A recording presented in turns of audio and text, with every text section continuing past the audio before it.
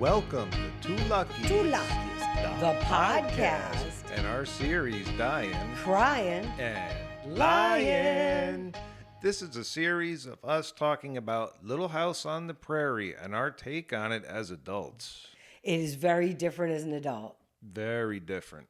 And if you sum this all up, they can fall into one of three categories, either Dyin, They're crying, or they're lying. So sit back, relax, come take an adventure with us as we reminisce on Little House the Prairie, Dyin, Cryin, and Lyin. Lyin. Season 1, Money Crop. It's a hustle and a bustle at the Ingalls farm. Feels like everybody in Hero Township has showed up. Everybody. And there's all kinds of, all the women are bringing food and they're cooking.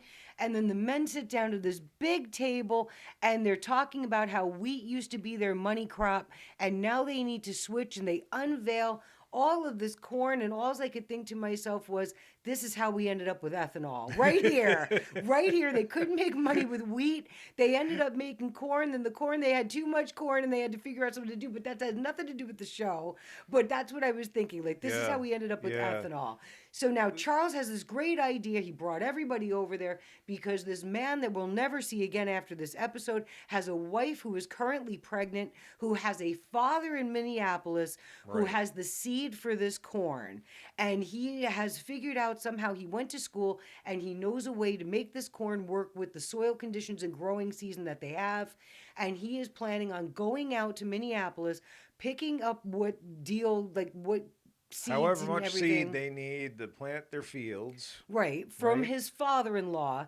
And then the deal is that the father-in-law would get first dibs at buying their crops later on. So that's the whole thing of it. But that was my little aside on there. As I thought, this is how we got ethanol. But we already had the smirk, and we had his hands way down in his pockets as he was standing there saying how great this corn is because he's got an idea. And I do want to point out, he's back in that same shirt again. Yes, that shirt from last episode must be in the wash because he's back to his old one. The scene has just shifted to nighttime, and we're up in the loft in the little house with Laura and Mary, and they're having this conversation that tells me that the writers were definitely stumped for some kind of dialogue or something, because they're talking about somebody being pregnant, and what's the difference between being pregnant and just having a big belly because of too much supper. Yes, and Doc Baker knows that. Mary informs us. And I felt all I could think of was filler. We're at the farm of the people that we'll never see again. His wife is pregnant. He's got the father-in-law in Minneapolis. He's telling her it's going to take 2 weeks to he's got to get out there, and he's got to get 2 days out in Minneapolis, and then for somehow 7 days to get back, and that adds up to 2 weeks somehow. She is very, very close to delivering this baby. Very close. Okay, so now he's saying, if I'm not back more than 2 weeks, don't worry, I'll be fine. Everything's going to be great. She's worried already. Oh, she's worried. Yes, and he tells us that everybody in town is gambling on the fact that he will be back in time with this seed. So this is very important to this episode, that they are really looking for something. But we know they get some Mang Pao later because we've seen this one before. So hang on. So we go through what I thought was going to end up being one of those montage things where they show everybody working hard, but it was just one guy in a field and then another guy riding by tipping his hat and riding up the road for some reason. And now we're back at the little house and we have a Carrie report. Yay, go Carrie. She's in the high chair. Woo! So the girls are kind of arguing at the table about being able to see in the dark, and Mary Pa can see in the dark, and then we hear only owls can see in From the dark. Laura. So here comes Pa, hustling and bustling. He's a few minutes late because he was out plowing that field In to the get dark. ready for the corn. And says, look like I missed my supper because I've been so late. And then it was, which one of them said it? It was Mary said, if you can't get to, you always say, if you can't get to the table on time, then you don't deserve your supper. He said, I wish I didn't say that. She called him out on his BS, but he is in high spirits. Yes. This crop, you mark my words, it's going to be a great living off of this, and this is the future. And he was smirking while he's washing his hands in that communal bowl they got of water. Setting himself in the up kitchen. for a category. Oh, I can feel it. But he says, I suspect that guy is already in Minneapolis making his deal. And now they gave us the segue we needed to switch us over to Minneapolis, which is a hustling and a bustling. Oh, yeah. It was a quick hop to the freight depot, and here he is. This guy's loading up his wagon. Mr. Coulter, Mr. Calder, we're not entirely sure, but we'll never see him again, and we don't entirely care. Oh, yeah. And he is getting everything. So he kept his promise. He is loading this wagon up in Minneapolis, and he gets a very 50s style looking rocking horse for this baby that has yet to be born. So it's going to be a while before the baby's going to be able to use that. But he got a present for it, and he's sitting there with his leather belt around the outside of his outer coat, which must have been a fashion choice of his own. And off he goes. He's ready to make the trip back. Charles is jingling along with his dream team to the Kennedy farm. And what happens? There's Mr. Kennedy standing out there. Looks like he's got a shotgun around his shoulder, and he is just hemming and hawing. He's feeling like a kid at Christmas, and he's just not going to be able to get a wink of sleep until that corn is in the ground, growing all green and pretty. Yes, and he's dreaming about it. He is just antsing his pants over here, and he wants to dance. And now Charles is on the wagon, and they're all happy, and they're all counting their chickens before they hatch. And you can see that there's about to be a problem, especially because they couldn't wait. We knew they were getting slow on the categories, and Mr. Kennedy says he had to admit it was about to make him be crying. We knew they couldn't wait. So this Mr. Calder is bumbling along here, whistling to himself, and he's on his way back. And then it almost felt like it was kind of a horse race, because he starts down this really big hill, and I don't know if you'd call it driver error, jockey error, or whatnot, but all of a sudden the horses start running, and he's picking up speed, and before he knows it, they just go out of control. The yoke falls apart on the horses. All of a sudden, he's by himself. He's trying to pull something off before he ends up driving over a cliff, and bang, pow, thrown right out of the wagon. It rolls over. It was a spectacular crash. Spectacular. Yes. It was definitely one of those things. I mean, he was sawing on those reins, pulling back. He breaks the brake with his foot because he's pushing on it with his foot, and it breaks. And I don't know what this gray rolled up thing he kept trying. I mean, really, jump free and be safe. And maybe he couldn't jump free because that thing was holding him back. I don't know. Something was going on, but whatever happened, the wagon rolled over him, and now he is laying on the ground, face up, and all the corn bags have now burst open. Now, Charles is out there sharpening something and keeps looking off in the distance and making faces because that smirkaloo has been wiped right off of his face. I think he's worried. I think he's worried too. He sends the girls off, Laura and Mary, to school with a kiss.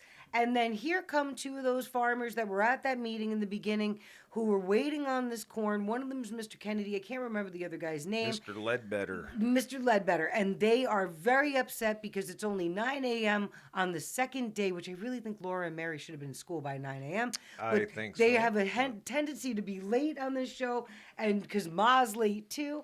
And then we find out that they are holding Charles responsible if this man does not return, because if they get a week's worth of rain, they have to redo all of the work that they've just done. And they did say that it was a 3-week trip, and we remember the guy with the pregnant wife saying 2 weeks. But I will say, Chaz made a very bad mistake, because he told them everything's going to work out, I promise. Yes, and we're going to be calling that a Lyin. You have no basis for it. You're telling them that their gut instinct is wrong. We pan back to Mr. Coulter, who is laying pinned underneath this wagon, and it looks like that little rocking horse he got from the 1950s survived the crash, because it's sitting right next to him intact. And he's talking to it. Yep, and he's trying to dig under or lift the thing or something with a stick so he can get himself unpinned from it, but he's got a bigger problem. Now the crows have shown up, and guess what they're trying to do? They're eating all of the seed, and they're trying to call their friends, and he's trying to throw rocks at them, but he has been dazed now, pinned under this wagon, and he's really having a hard time here. Yeah, so it's getting interesting. Yes, it is. From the beginning of this episode, they've been doing that whole men do this thing, women do other things, right? And now Ma is over with the wife of this man who is now pinned under the wagon. And we have the same exact thing happening again, where somebody's gut reaction. This woman is worried about her husband. Right. She's about to have a baby. He is very late from getting back. And she's folding and unfolding this handkerchief. And what is she told? Now, will you stop doing that? You mustn't let, because she just feel what she's feeling already now, Ma. Well, she's got to do that because there's nobody else to. Because Ma is Cryin. Cryin. Thank you, Ma. We knew they had to do something. Trudy is again saying she's worried. We found out her name is Trudy, the woman who is pregnant. Trudy and Ma is Coulter. telling her to stop that worrying. Don't you be worrying, because how dare you? And then we find out that her husband, this was his dream in life, was to be the reason why we ended up with ethanol in the future. Because, like, my goodness, she keeps saying how corn is so much better and everybody's gonna be better with corn. And I have to admit, from this side of the timeline here, I'm not exactly calling this a great decision. If I could go back, maybe that's why this guy's wagon went over. But they are taking a very long time to get to the point here. It's nighttime at the Ingalls. They have to pan in, and we find out that Ma is laying in the bed alone. She rolls over with her hair shellacked in that way that they do when she's sleeping. Shellacking macking. It's up in the, you gotta see it. She gets up and find Chaz standing there. He's got the front door open, and he's just staring outside. And, thank you, Pa, because Ma's got a question on that. He can't sleep, and...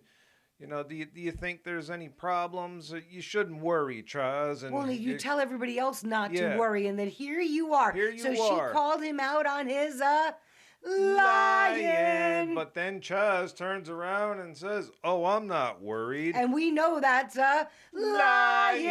If you weren't worried, you wouldn't be standing there with the door open in the middle of the night, staring off into a black field. And I still say, if you were in the middle of the country like this, and you had lights on inside, and you had the door open on the outside, you would have every bug in the county in that house. Now, Charles is in town, and every man in town that has a farm and has it ready, waiting for this guy who is overdue with the corn, is following Charles around, asking him like he's some kind of psychic where this guy is. How about you all get in your wagons? You're not doing anything but picking your noses anyway. Right. Go out there and start looking for the guy. Like, maybe something happened. They're looking to lynch him, they're looking to tar and feather him. They're looking to do all these punishments for him. Like, did anybody think this is a time period where there's no electricity? There is no way for this guy to get contact. He's pinned under a wagon. He is 3 days now overdue. And instead of, we have how many here? 1, 2, we got at least 8 to 10 men standing here that could be looking for this guy, but they're over there just crinking and complaining and trying to get Charles to somehow like intuit for like, what is he going to get, a lightning bolt from the heavens to know where this guy is? Right. So after Chaz has been pretty much, stopped right smack in the middle of town and everybody looking like they're going to lynch him, we get back to the Ingalls farm. It's dark, and then we learn that it's only a couple of hours till daylight. Chaz is already dressed, telling Caroline, or Ma, he's going to go out and meet Coulter down the road. Meanwhile, he just said a little while ago that he didn't know what route he had taken. He wished he had known what route he had taken. So apparently there's different ways that he could go. And it's a 7-day trip back from Minneapolis. So, like, then he tells Ma, I'll be back soon, which we know is a Lyin. You don't even know where the guy is. No idea, but we at least got to give him props because somebody has at least got some sense to go out and look for this guy. Yes, and we have it paused. He is jingling down the road with the dream team from a 100-mile walk looking for Mr. Coulter. And he's yes, the only one. He is still wearing the same shirt. Yes, he's got that shirt. He's working it. We switch scenes to the wagon wreck, and we see him using some kind of a stick to get a canteen, to which I call a production crew Lyin. Because this guy has been laying under this wagon for 3 days. You're going to tell me this is the first time he tried for this canteen? He's probably drinking his own fluids at this point. Yep. My goodness. So as we end the scene with the overturned wagon, we see what once started as one crow, then turned into 2 crows, Now him throwing rocks at the crows is not scaring them away, and then we see a whole flock of them fly in There's like overhead. 50 of them, yeah. And meanwhile, Chaz is out there, he's searching. But then we switch scenes. Now we're in front of the mercantile, and all those townspeople are sitting there talking about a true lynching. And if this guy isn't back by whatever time, and here comes Mrs. Coulter with Mary and Laura walking in, and they all just stop and stare while they walk past them and go into the mercantile. Meanwhile, they're sitting around saying, "What are we to do? Our wives are yelling at us. We're going to starve." And they're all worried about everything, but they're not doing anything Right. but sitting on the front steps of the mercantile, waiting for this guy to show up instead of being proactive. Here. Way to go, guys. We're inside the mercantile, and I gotta tell you, I gotta give props to Harriet, Mrs. Olson. Yeah, she did well. For once in her life, she is correct. All these men sitting outside with the foul language and looking to crucify And this complaining. guy and bitching about, him and Ingalls, and just saying that Nels is trying to be diplomatic. Oh, remember, these are our friends Our and neighbors. our neighbors. I don't care. They're acting like buffoons. Yes, and we agree with that. But Mrs. Coulter was trying to buy flour. She didn't have a way to carry it back, and the girls can only carry so much, Mary and Laura. So Harriet surprised me. She said, "Oh my goodness, we're going to have him deliver. Nels is going to deliver 50 pounds of flour to the end of the day." But Mary and Laura had said, "We can carry 50 pounds to which we know is a lion." When And you had even- to lift those sacks and harvest the friends, it took two of He them. You couldn't do pick them one up. of them. And Nels actually laughs at her politely, but he knew that she was being a little fibbing over here.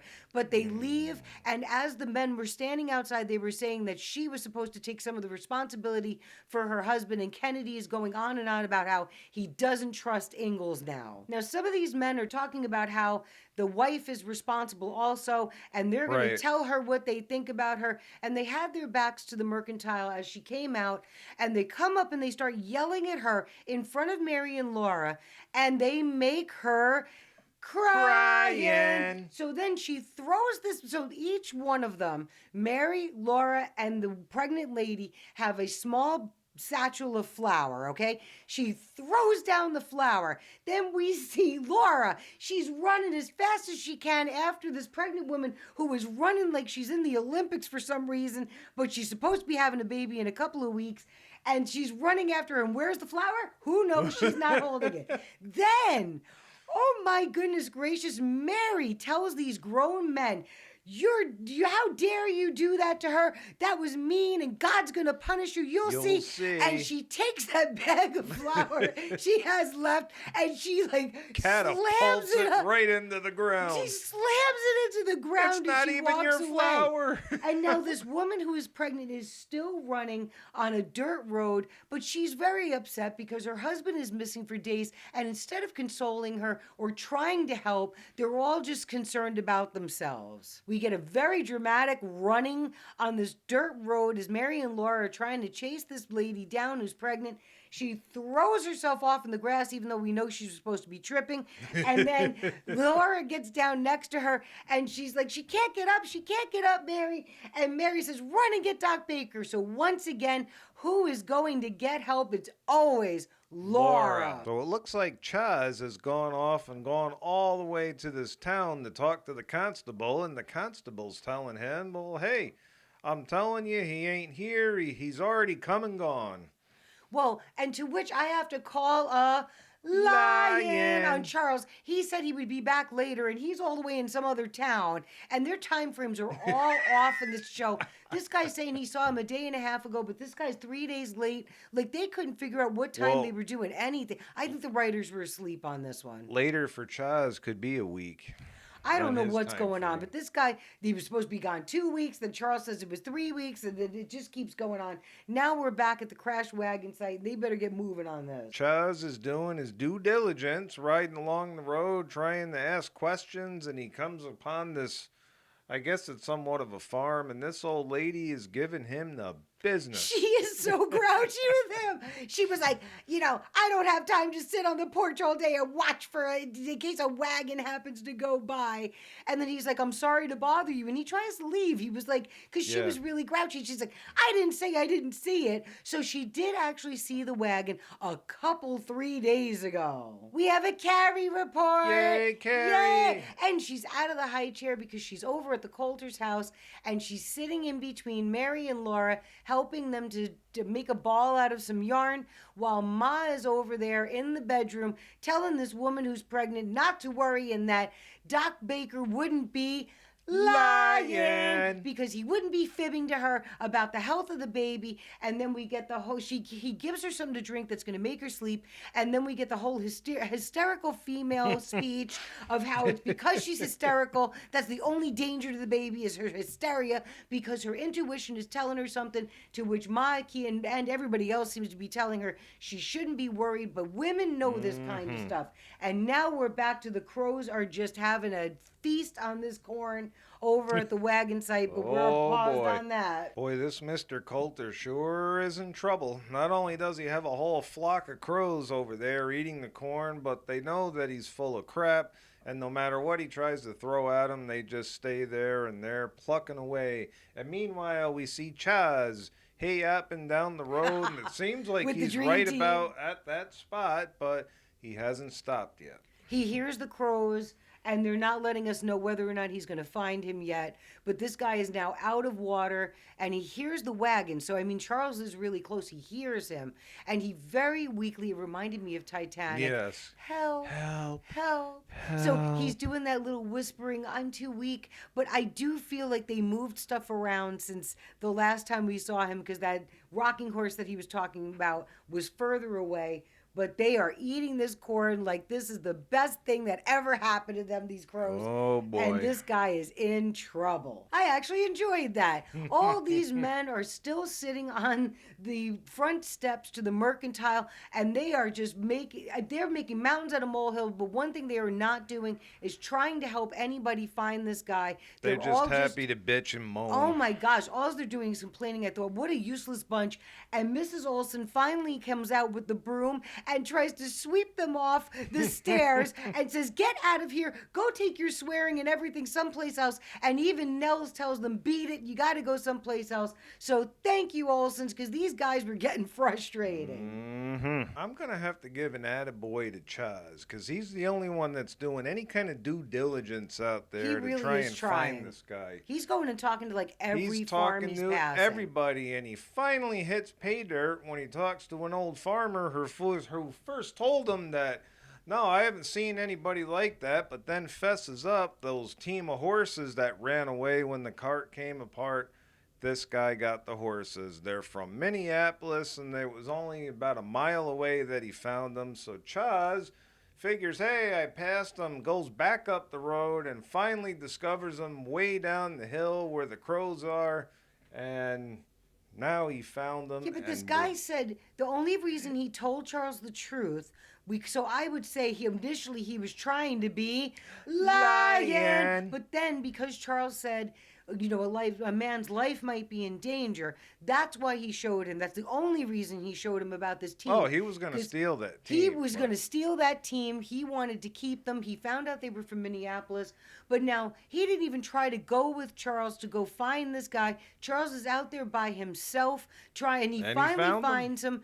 And he tells him, oh, the seed corn is fine, which I think is kind of a little bit of a little bit of lying. Just a little bit, because there is still a lot of seed corn, but the crows have been eating it. They have been eating it for quite a while, and their time frames are all over the place. And now we're back in town, and the men have found a new place in front of the mill to complain because they got swept off the porch by Mrs. Olson. So since the merry men over there have been kicked out of the mercantile, and they're all hanging out in front of Mr. Hanson's place, pretty much calling Charles a thief and this guy a thief, and Hanson, boy, does he let him have it. He did it just like Mary. They're not men, they're cowards. I mean, he was screaming at them. And then they're greeted by some looked like older boy who rides up on horse and says that word from Ingalls. They got the seed corn. They're back at his place, but he's got to get No, they're Doc at the Baker. Coulter's place. The The Coulter's seed is at the place, Coulter's right. place, and that the guy is really hurt, and that this kid is on the way to go get Doc But- Baker. And Mr. Hanson says, "What's the matter with you? Your precious seed corn is there." But he even yelled at them for saying something to a pregnant woman. She almost lost her baby. But you brought up a good point. The only people that aren't concerned about this seed corn are the people who aren't farmers. The Olsons, Yes. Mr. Hanson, Yes. Doc Baker. Well, and honestly, Ma has been the only one of the farming community who seems unconcerned. Somehow her faith is held strong. But all of these other people who are farming, I was talking about it, how the Olsons don't depend on their income by farming, and neither does Mr. Hanson, although it does help him, Mrs. Hanson. They didn't have a Mrs. Hanson. So Mr. Hanson definitely benefits from them having crops, but he still makes business without it. We're back at the Coulters. They are packing up. They have almost everything yeah. packed up. Charles shows up in the same shirt that he's been wearing the whole Same episode. shirt. Just And saying. he's asking them, you're not going to change your mind. And this Mr. Coulter says, after what our friends and neighbors did to our supposed friends and neighbors, did to my wife, we're leaving. I don't even want anything to do with this part of the country. He Right. says, will you just come outside for a second? And we see 3 of those men that were over there complaining. 3 of the merry men. Yes, the merry men behind teams of horses plowing the field, and everybody's going to take turns plowing and planting until because this guy now has a broken leg trying to bring all this stuff back to them, but apparently enough seed made it. But the ones who were eating crow were out there in the field plowing it, and then they had to come back and say they were sorry because now these people changed their minds, but we think maybe they didn't change their minds because it's the first and last time we see them. So I'm Yeah. going to call that a production. Lyin. Lyin. These people didn't stay. We know they left. So this episode, they Yeah. dragged. Oh, Oh, my my goodness. goodness Now, it's gracious. funny. We've seen this one before, and I don't remember being so just kind of like, it just kind of went on and on. Like they really needed a vacation, or the people who were usually It right went on and were on. on vacation. But listen, we still hit at least 2 of our 3 categories. Yes, we have been had correct. We had Lyin Lyin, and and we had Cryin. Cryin, and we had somebody who was potentially, almost possibly Dyin. Dyin. So they knew they had to bring it, and we had Mary yelling at adults at a level that I was impressed. And Very Mr. Hanson impressed. took up what she was complaining about and complained too, because these men were acting like a bunch of children, and instead of doing something productive, all they did was stand around with their hands in their pockets being sour grapes. Now, be sure you tune in to the next episode because this one is a doozy. What is it? Next episode is called Survival. Oh boy, survival. Oh, Boy, yeah. So they had Child of Pain, Money Crop, which ended up being like this, and now Survival. Survival. I'm And sensing all a I'm theme. going to say is just watch out for trick knees. Uh-oh. Let's see. And that concludes this episode of Two Lockies, Two Lockies, the podcast. and our series Dyin Cryin. and Lyin. Lyin. We released these in 3s, so if you enjoyed it, there's more. Go check it out. Go check them out. We'll see you next time. We're out. See ya. Two Lockies, the podcast. Two Lockies podcast. Two Lockies, the podcast. You made it to Fun Fact Trivia. Woohoo! I'm glad you stayed because I'm telling you, this was a rough episode. Oh my goodness. I don't want to do another one like that. Oh my gosh, like they were dragging along. It was just slow, slow, slow. It felt like it was more filler than Naruto. And if you know what I'm talking about, you know what I'm talking about. So if you know, you know. But oh my gosh, I hope it starts picking. I do think that as we get a little bit further on, it's going to pick up because they It had will. to take a little bit of a break because we're almost at the season ender. So they had to Almost. give us like a little breather before the season ender. So we're glad you hung in there. Make sure to stick with us because we're getting to the finish line on season 1. Well, what was our fun fact? All right, here's a fun fact. This is a nighttime recording when we normally record during the day. Yes, that is a fun fact. So we almost forgot it, but we're back with it. That was a fun fact. Yeah. Yeehaw!